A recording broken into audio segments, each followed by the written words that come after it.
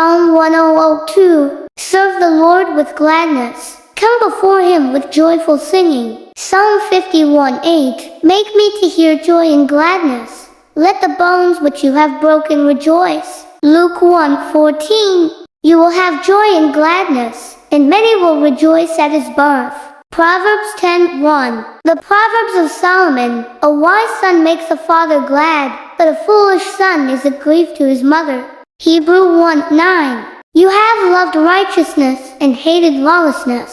Therefore God, your God, has anointed you with the oil of gladness above your companions.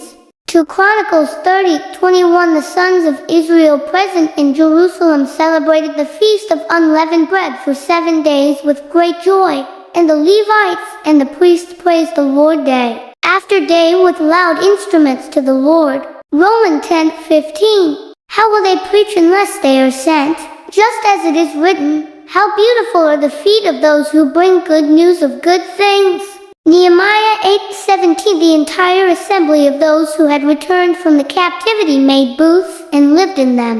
The sons of Israel had indeed not done so from the days of Joshua, the son of Nun, to that day, and there was great rejoicing. Psalm 47. You have put gladness in my heart, more than when their grain and new wine abound. Psalm 48:15. They will be led forth with gladness and rejoicing. They will enter into the king's palace. Acts 2:46. Day by day continuing with one mind in the temple, and breaking bread from house to house. They were taking their meals together with gladness and sincerity of heart. Psalm 11:23.